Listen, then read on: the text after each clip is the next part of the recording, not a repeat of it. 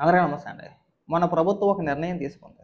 ఎవరైతే సోషల్ మీడియాలో తప్పుడు ప్రచారం చేస్తున్నారో, అంటే ఫేక్ ప్రచారం చేస్తున్నారో, లేనిది ఉన్నట్టుగా ఎవరైతే ప్రచారం చేస్తున్నారో వాళ్ళ పైన కట్టుదిట్టమైన చర్యలు తీసుకోవాలి.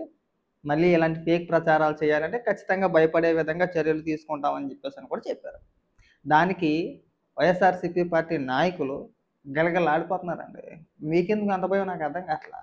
ఇప్పుడు ఎవడైతే ఫేక్ వార్తలు ప్రచారం చేస్తాడో వాడు భయపడాలి. మీరెందుకు భయపడిపోతున్నారు? Entire YSRCP party social media మొత్తం ఉనికిపోతున్నారండి. అలా అలా తీసుకొస్తారు చట్టాలు. మా ఇష్టం. మేము ఫేక్ చేస్తాము. ఫేక్ ప్రచారాలు చేస్తాము. మీరు మమ్మల్ని అడగడానికి సరిపోరని చెప్పేసని. దానికి నిన్న పొన్నవోలు సుధాకర్ రెడ్డి ఒక ప్రెస్ మీట్ పెట్టేసాడు. ఆ ప్రెస్ మీట్ పెట్టి ఎందుకు మాట్లాడుతాడో క్లారిటీ ఉండదు. పెద్ద పెద్ద కేకలేసేస్తాడు. పెద్ద పెద్ద రంకులేసేస్తున్నాడు. మీరు తీసుకొచ్చే చట్టం చట్టబద్ధత కాదు అంటాడు. సరే చట్టబద్ధత కాక ఒక పక్కన పెట్టేసాడు. చంద్రబాబు నాయుడు గారు ఇప్పుడు ఏదైతే చట్టం తీసుకొస్తానంటారో అది చట్టబద్ధత కాదు అనుకుందాం కాసేపు. మరి మీరు చేసే ఫేక్ ప్రచారం చట్టబద్ధతమా? కాదుగా. అది కూడా చట్టబద్ధత కాదుగా. మనకైనా రూల్స్, మనకైనా తెలివితేటలు ఎవరికి ఉండవా అని మీకు నొప్పి ఉందా? మీరు వాస్తవాలు మాట్లాడితే మీకు వచ్చిన ఇబ్బంది ఏముంది? ఎవడైతే ఫోటోలు మార్పింగ్ చేసి, ఫోటోలు ఎడిటింగ్ చేసి, ఎవడైతే ఇష్టానుసారంగా పేలిపోతున్నాడో వాడిని తీసుకెళ్ళి చెక్కేస్తారు. మీకు ఇబ్బంది లేదుగా, మీకేం నష్టం లేదుగా, మీ పైన కేసులు పెట్టరుగా. ఇప్పుడు ఉన్నది ఉన్నట్టుగా మాట్లాడితే కేసులు ఎందుకు పెడతారండి? అవాస్తవాలు ప్రచారం చేస్తే వేస్తారు లోపల, లేకపోతే లేదుగా. భయం మాట. ఒకవేళ నిజంగా ఆ చట్టం తీసుకొస్తే entire YSRCP party social media మొత్తం లోపలికి వెళ్ళిపోవాల్సిందే. అందులో ఎలాంటి సందేహమే లేదు అసలు. డౌట్ లేదు. ఎందుకంటే జగన్మోహన్ రెడ్డి కాడి నుంచి కింద కార్యకర్త వరకు ఆడు ఎవడో నిజం మాట్లాడరు అసలు. అన్ని అబద్ధాలే మాట్లాడుతూ ఉంటారు. ఆ భయం పట్టేసుకుంది. ఒకసారి పొన్నవోలు సుధాకర్ రెడ్డి ఎంత ఆవేశంగా మాట్లాడుతున్నాడో వింటూ చూడండి. మీరు తీసుకురావాలని ప్రయత్నిస్తున్నటువంటి కాదు, తాగేసి మాట్లాడుతున్నావా? నోటని మాట కూడా సరిగా రావట్లేదు. నాలుగు మడతడిపోతుంది. అంత ఫుల్గా తాగేసావా? తాగేసి ఎవడు మాట్లాడమన్నా నిన్ను? తాస్తా ఏంటి? తాస్తా సరిగా చెప్పు. చట్టం అని చెప్పలేవా? చట్టం అని చెప్పేసి అని చదవడానికి వచ్చిన బాధల మాట ఇవన్నీ కూడా తాస్తా అట్ట అయ్యే వద్దనేది. మనం ప్రాపర్గా మళ్ళీ నాలుగు మందం మడత పడకుండా 4 ముక్కలు మాట్లాడలేమా ఇక్కడ? చట్టాల గురించి నువ్వు చెప్పాలి ఇక్కడ. మాట్లాడుదా? ఖచ్చితంగా రాజ్యాంగబద్ధం కాదు. ఓకే. రాజ్యాంగం కోర్టులో ఇవి నిలబడు. అయినా మీకు తెలుసు, ఒకవేళ 111 ఒక సోషల్ మీడియా యాక్టివిస్ట్ కి అప్లై కాదు అని ఎప్పుడు చెప్పారండి? ఎప్పుడు మేము కోర్టుకు పోయి వాళ్ళకి న్యాయం చేయగలిచామండి? అప్పటికి నలిగిపోయినాడు కార్యకర్త. అప్పటికి నరకం అనిపించాడు. అప్పటికి మీరు టార్చర్ అనుభవించి 4 పేర్లు చెప్పు. ఆడు ఎలాంటోడు, ఆడు ఎలాంటి పోస్టులు వేసాడు, ఆడు ఏ భాష మాట్లాడాడు అనేది మేము చెప్తాం. ఇక్కడ బోరుగడిగాడా వెళ్ళాడు వితౌట్ షుగర్ వెళ్ళు. కాస్త సిగ్గన్న వచ్చింది నీకు. ఎవడే మీ కార్యకర్తలో ఇప్పటి వరకు అరెస్ట్ అయిన వాళ్ళు వీడి సంస్కారవంతంగా పోస్టులు వేసాడురా, సబ్జెక్ట్ పరంగా విమర్శించాడని చెప్పేసి ఒక్కడిని చూపించు. అంతా పరమ లేకేదోలే కదా. ఆడి నోరు తెరిస్తే బూతే, ఆడి పోస్ట్ ఇస్తే బూతే. అందులోనూ ముఖ్యంగా టార్గెట్ మహిళలను ఉద్దేశించి ఎంత నీచంగా మాట్లాడి వాళ్ళపైన మార్పులు వేసి వాళ్ళ ఫోటోలు ఎడిట్ చేసి ఎంత నీచంగా మీరు ట్రోల్ చేశారు. మీరు అధికారంలో ఉన్నప్పుడు ఎవరిని వదలలేదుగా. మరి అలాంటి వాళ్ళ పైన కేసులు పెట్టకపోతే ఎలాగండి? ఇప్పుడు ప్రభుత్వం ఏర్పడిన తర్వాత మమ్మల్ని నరకం చూపించేస్తున్నారంటే అధికార ప్రతినిధులు బాగానే ఉన్నారు, మీరు బాగానే ఉన్నారు, సోషల్ మీడియాలో కొంతమంది ఇంకా మాట్లాడుతూనే ఉన్నారు. ఒకవేళ నిజంగా ప్రభుత్వం అంత వేధించేస్తే నువ్వు అలా మాట్లాడవు కదా, మాట్లాడగలుగుతావా? అదే జగన్మోహన్ రెడ్డి ఏం చేశాడు? ఎంపీ రఘురామకృష్ణరాజు గారిని కొట్టించేసాడు. అలాంటి వ్యక్తి ఒకవేళ అలాగానే చంద్రబాబు నాయుడు గారు ఆలోచిస్తే మీ పరిస్థితి ఏంటి? నువ్వు మాట్లాడగలుగుతావా? ఆ వెంకటరెడ్డి గారు మాట్లాడగలుగుతాడా? సాక్షిలో ఈశ్వర్ గారు కానీ, ఆ కాశ్మీరావు గారు కానీ మీరంతా కూడా అసలు ప్రభుత్వం పైన విమర్శ చేయగలుగుతారా? జగన్మోహన్ రెడ్డి చేసిన నియంత పరిపాలన అలాగాని తెచ్చుకుంటే అలా చెయ్యాలనుకుంటే మీరు ఎవరైనా మాట్లాడగలుగుతారా? ఏం పొన్నవోలు, నీకు ఆ మాత్రం బుర్ర లేదు నీకు అసలు? పీన్ డ్రెస్ కొంటున్నాడు, అక్కడికి వెళ్ళిపోయి నరకం అనుభవించేశారు. మనం బూతులు మాట్లాడి బూతులు పోస్టులు వేసేసి ఆడవాళ్ళని ఇష్టానుసారంగా మాట్లాడితే చెక్కేస్తారు ఆ మాత్రం తెల్లటి. మళ్ళీ ఇక్కడికి వచ్చి నువ్వు ఉపన్యాసాలు చెప్పాలా? పెద్ద అరిచేస్తున్నాడు గొంతులు. గొంతు ఒకటే ఉందని చెప్పేసి నాకు కీజు గొంతుకు వేసుకొని లోకవాణి పంపించేశారు. అలాగే చెక్కేస్తారు మరి. ఎక్స్ట్రాలు చెప్తే చెక్కేరేటి? ఎంతలో మాట్లాడాలో అంతలో మాట్లాడాలి. ఎంతవరకు విమర్శించాలో అంతవరకు విమర్శించాలి.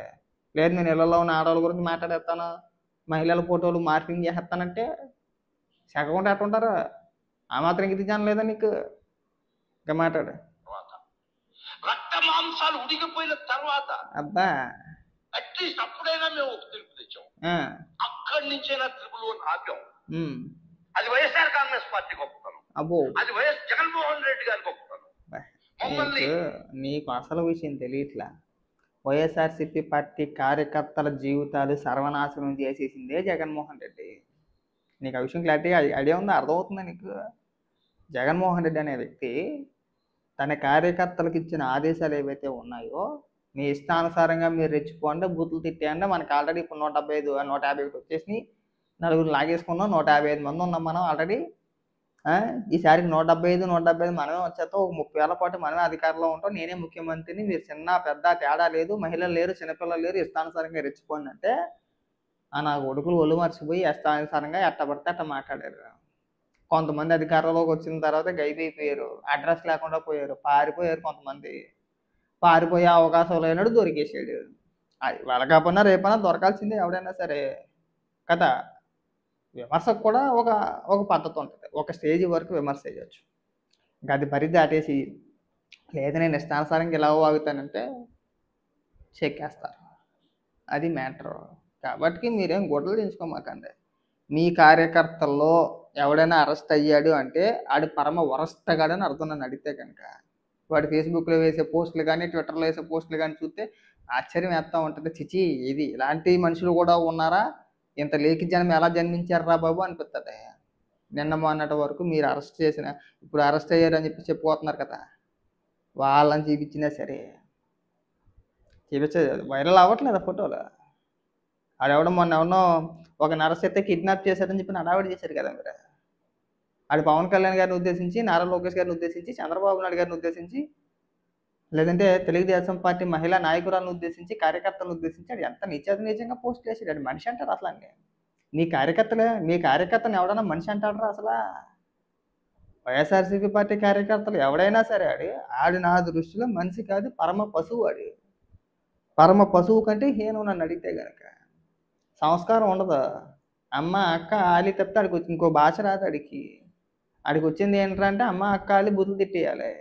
చివరి ఆఖరికి జగన్మోహన్ రెడ్డి సొంత చెల్లినైనా సరే వైఎస్ఆర్సీపీ పార్టీ కార్యకర్తగా ఉండాలంటే ఉండాల్సిన క్వాలిఫికేషన్ ఏంటంటే ఇంకడికి వచ్చం నీచం ఉండకూడదు. ఇంకా పరమ లేఖి యాదవ్ అయి ఉండాలి. పరమ లేఖి యాదవులు అయితేనే వైఎస్ఆర్సీపీ పార్టీ కార్యకర్తలుగా ఉంటారు, లేకపోతే ఉండలేడు. అసలు మనకి సెంటిమెంట్లు, కుటుంబాలు, బంధాలు, లేదంటే విలువలు, మహిళలను గౌరవించాలి, ఇలాంటి ఆలోచన విధానాలు ఉన్నవాడు వైఎస్ఆర్సీపీ పార్టీ కార్యకర్తగా పనికిరాడు. పరమ బోకేదోళ్ళు గంజాయి బ్యాచ్ ఉంటారు కదా, ఇంకాడి గంజాయి కొట్టాడంటే ఇంకాడికి అసలు మనాతన అని భేదాలు ఉండవు. అలాంటి యదవులందరినీ తీసుకొచ్చి వైఎస్ఆర్సీపీ పార్టీ కార్యకర్తలుగా నియమించేసుకొని అందరికీ మనం పిలిచేసి గంజాయి బ్యాచ్ని అందరినీ కండువలు కప్పేసి రెచ్చిపోయి నా కొడకలారంటే ఏలుముద్దరు నా కొడుకు వాళ్ళకేం వచ్చి బూతులు తప్పితే, ఆ యదవులకు బూతులు తప్పితే ఏం వచ్చాయని అడుగుతున్నా. వాళ్ళకి వచ్చేది బూతులే మాట్లాడతారు.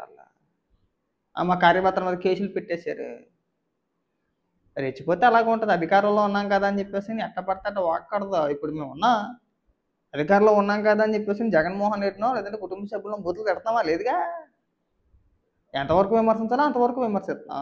దానికి ఒక పరిధి, దానికి ఒక లిమిట్. ఒకవేళ జగన్మోహన్ రెడ్డి దిగజారిపోయి ఇప్పుడు జగన్మోహన్ రెడ్డి స్థాయికి మేము వ్యక్తిగతంగా విమర్శించేంత టోళ్ళం కాదు. కానీ జగన్మోహన్ రెడ్డి కొన్ని సందర్భాల్లో చంద్రబాబు నాయుడు గారిని విమర్శించడానికి జగన్మోహన్ రెడ్డి మాకంటే కిందకి దిగజారిపోతాడు. మేమే రోత అనుకుంటే మాకంటే కిందకి దిగజారిపోతాడు. ఇంకా ఆ టైంలో మేము చేసేదే ఉంది. నువ్వు దిగజారిపోయి మమ్మల్ని అనొద్దంటే మేము చేసేదే ఉంది.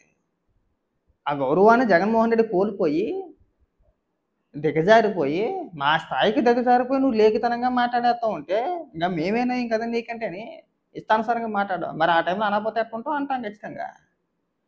చూడు మొన్న అన్నాడు చంద్రబాబు నాయుడు గారిని ఎందులో అన్న దూకు చచ్చిపోని చెప్పేసి. మరి అది లేక మాటలు కదా, మేము అనము అలాగా. మనిషి అని పెడుతున్నాడు ఎవడైనా సరే ఒకవేళ వాళ్ళ కుటుంబ సభ్యులు వాళ్ళకు అమ్మ బాబు సంస్కారం నేర్పిన ఎవడైనా సరే పక్కోడు సాగు కోరుకుంటాడండి? ఎవడన్నా కానీ ఎవడో కోరుకోడు. ఒకవేళ మనకి ఎవడైనా అన్యాయం చేసినా సరే ఆడి పాపాన్ని ఆడే పోతాడులే, భగవంతుడు అన్నవాడు చూస్తాడు, నన్ను ఇంత ఇబ్బంది పెట్టాడు, ఆ పరిస్థితి ఆడికి రాకుండా పోద్దా అని అనుకుంటాడేమో కానీ ఆడు చచ్చిపోవాలనో, ఆడి కుటుంబం రోడ్డు మీద పడిపోవాలనో, ఆడి పిల్లలు ఇబ్బంది పడాలని చెప్పేసి మనిషి జన్మ ఎత్తునుడు ఎవడో కోరుకోడండి, ఒక్క జగన్మోహన్ రెడ్డి తప్పించి. మీరు అర్థం చేసుకోండి, జగన్మోహన్ రెడ్డి మనిషి జన్మ కాదా అనేది మీరే అర్థం చేసుకోవాలి. మనం కోరుకుంటాం అలాగా? మీరు చెప్పండి కామెంట్లో.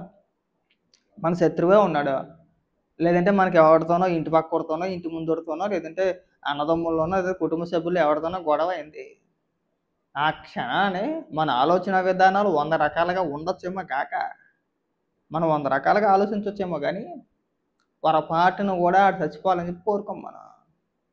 రైట్, పోనీ ఆవేశంలో ఒక మాట అనేస్తాం, నేను చంపేస్తానని చెప్పేసి అనేస్తాం, కానీ ఒక గంట తర్వాత ఆడంతా ఆడే రియలైజ్ అవుతాడు.